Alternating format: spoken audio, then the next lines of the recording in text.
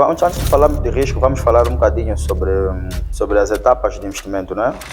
Para a gente poder investir, nós temos que fazer uma boa planificação, uma boa análise sobre aquilo que queremos investir, para dizer que existem vários tipos de investimento, né? Existem vários setores, podemos assim classificar.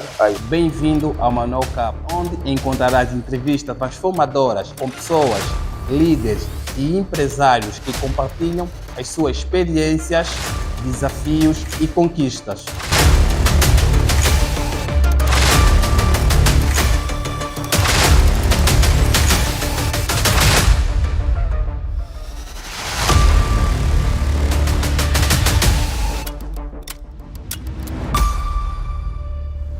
E por agora, temos o nosso convidado, alguém muito conhecido pelas suas abordagens.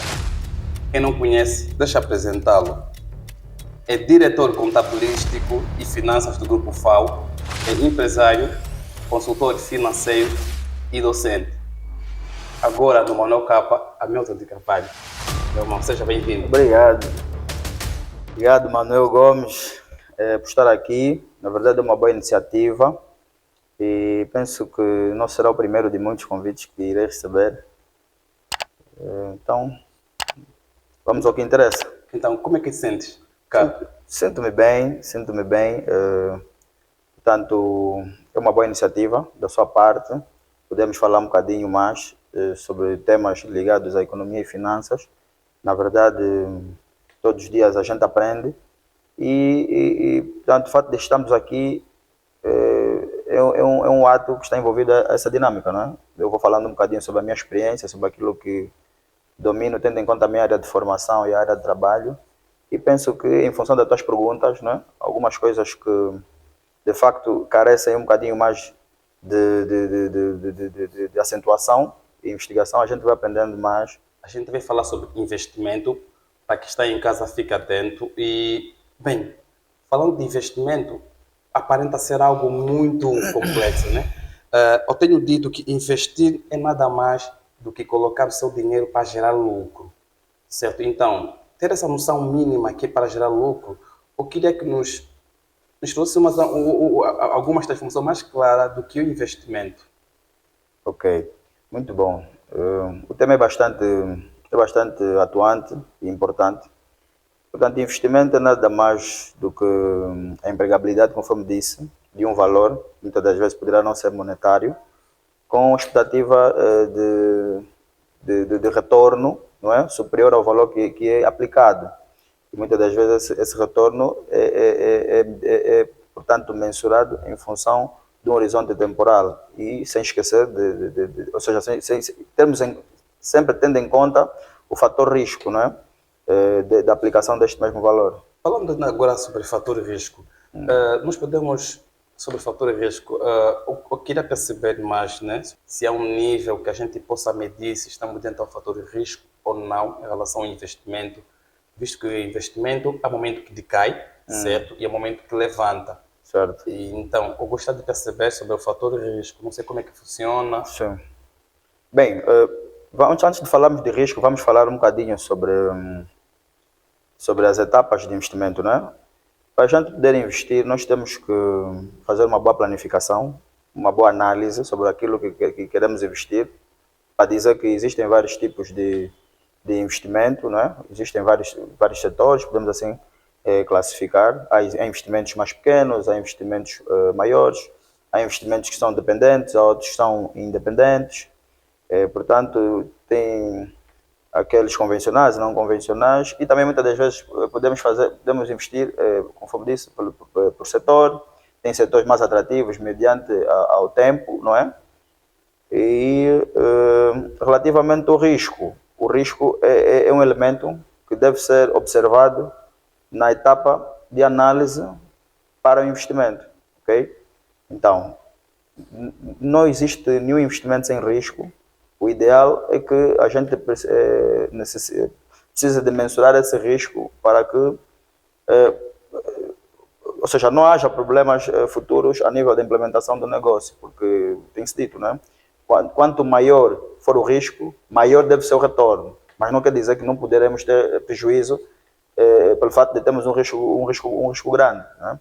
Então, o risco é parte integrante de qualquer investimento, até na nossa vida pessoal também vivemos riscos, mas nos negócios os riscos precisam ser controlados, ok? Precisam ser controlados. E isso tem muito a ver também com o perfil do investidor. Existem investidores mais abertos ao risco e existem outros investidores mais agnósticos ao risco. Falou alguma coisa que chamou a atenção, disse que devemos observar bem.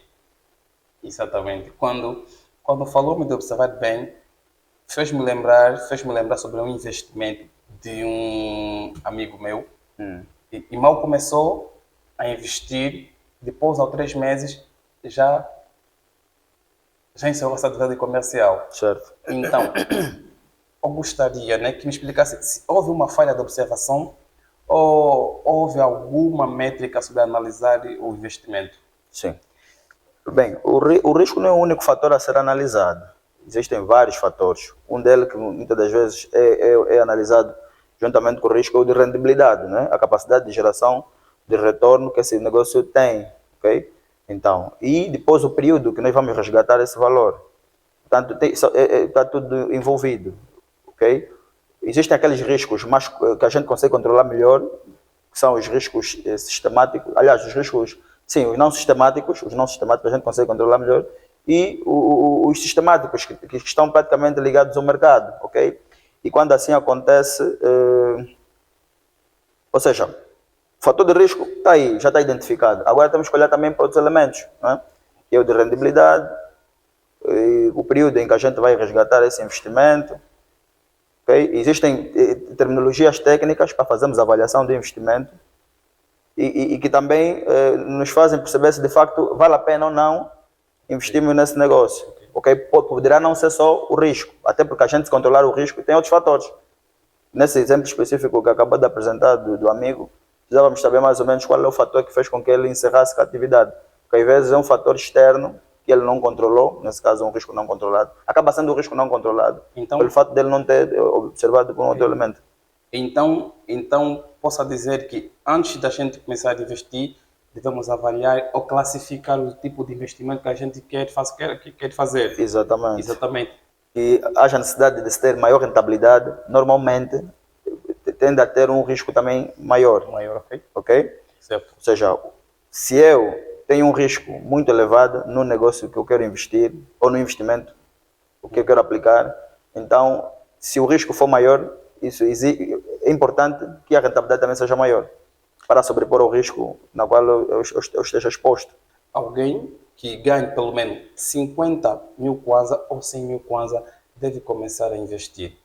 Ok, é o seguinte, nós vivemos numa sociedade em que estamos com uma taxa de inflação muito elevada e praticamente os rendimentos que temos muitas das vezes não se traduzem em nada face à taxa de inflação. Portanto, e investir, conforme eu disse, em empregabilidade de um valor hoje para a obtenção de retorno superior ao que está a empregar. Um exemplo, que pouco se fala muitas das vezes, é investir em conhecimento, ok? Investimento intelectual. Então, se eu hoje tirar tempo, uma parte do meu tempo, que é para ler determinados livros, que é para obter um nível de conhecimento mais elevado, no futuro, eu posso, por exemplo, dar aula sobre esse conhecimento que eu obtive, ok? Eu posso dar explicações, posso dar mentorias.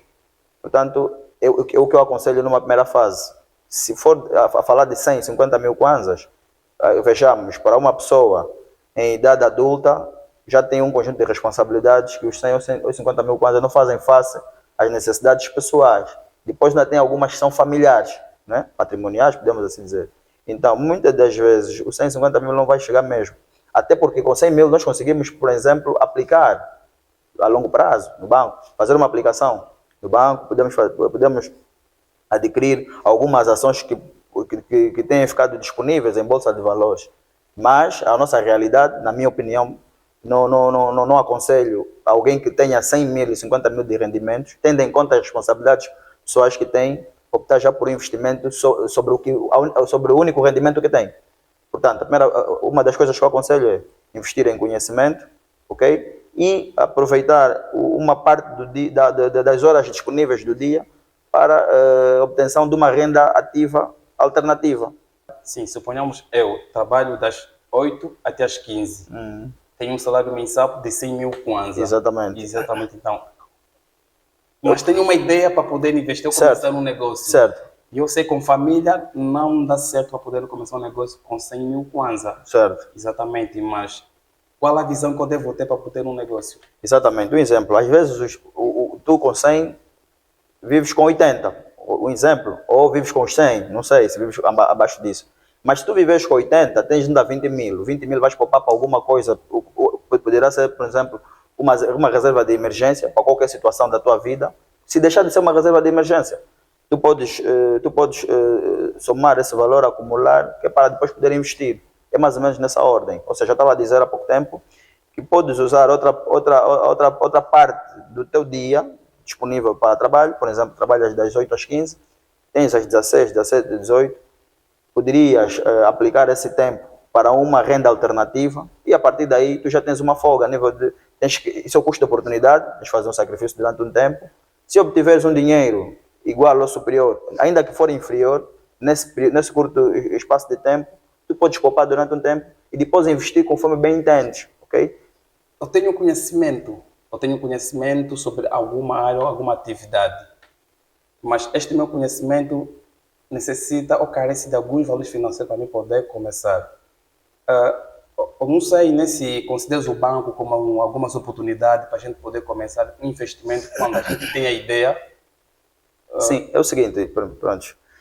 Nem todo mundo que investe precisa de ter muitas das vezes o dinheiro, ok? Por isso é que nós ouvimos às vezes que alguém investiu em mim ou vou pedir emprestado dinheiro em alguém para investir. Isso acontece e é muito normal dentro de uma sociedade. Portanto, eu posso, disseste muito bem, eu posso solicitar um financiamento ao banco para investimento da minha atividade, desde que o banco vai avaliar se de facto essa atividade vai gerar retorno para pagar o próprio sócio e pagar o banco, ok? E que gere um valor à economia. Ou também posso pedir, ou posso solicitar a um investidor ou a um financiador específico, melhor dizendo. Portanto, eu peço emprestado, com juros, ou posso fazer sociedade, que também acontece e é uma solução que eu acho viável. Por exemplo, o Gomes junta-se a alguém que tem o dinheiro, o Gomes tem o know-how e essa pessoa, ou seja, fazem um pacto de sociedade, certo. A empresa passa a ser de duas pessoas e depois eu só dividir os lucros, desde que o teu know-how tenha a capacidade de gerar retornos tanto para o Gomes como também para o investidor, que no fundo acaba sendo um sócio.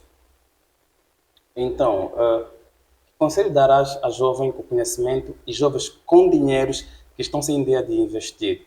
Achas que todos nós devemos investir? Ou achas que todos nós devemos ter uma fonte de rentabilidade extra? Bem, é assim, essa questão de investimento depende muito, é uma questão muito pessoal. Há quem sente-se bem, no exemplo que deste, ganhando pouco e vivendo com essa família, vivendo uma vida mais tranquila. Agora, relativamente aos jovens que não têm, por exemplo, valores e que querem investir, e que quem tem dinheiro, que querem investir ou poupar, portanto, eu digo sempre o seguinte, a economia, existem aqueles que, é um princípio né, básico, existem os tomadores e os poupadores, existem aquelas pessoas que têm o excedente, e existem aquelas pessoas que têm a necessidade, e existe o dinheiro aí a rolar, consegue perceber? Então, o que é que faz bem para a economia? É quando os poupadores colocam dinheiro à disposição de quem quer investir, ok? Nós só precisamos encontrar os canais certos. Só que para que isso funcione, precisamos de ter pessoas com capacidade de facto. O que acontece muitas das vezes existem projetos disponíveis para financiamento. Quando eu digo financiamento é porque tem alguém que já tem o dinheiro, projetos de financiamento. Agora, precisamos de ter pessoas que consigam aplicar esse dinheiro disponível. E muitas das vezes isso não funciona. E nós temos uma cultura de muitas das vezes culparmos o A, o B, o banco, o Estado. Então, não é fácil, não é? Por quê? Porque os nossos hábitos culturais, assim, nos mostram. Ou seja, muita gente que recebe o dinheiro e não dá o devido destino, muitas das vezes não investe.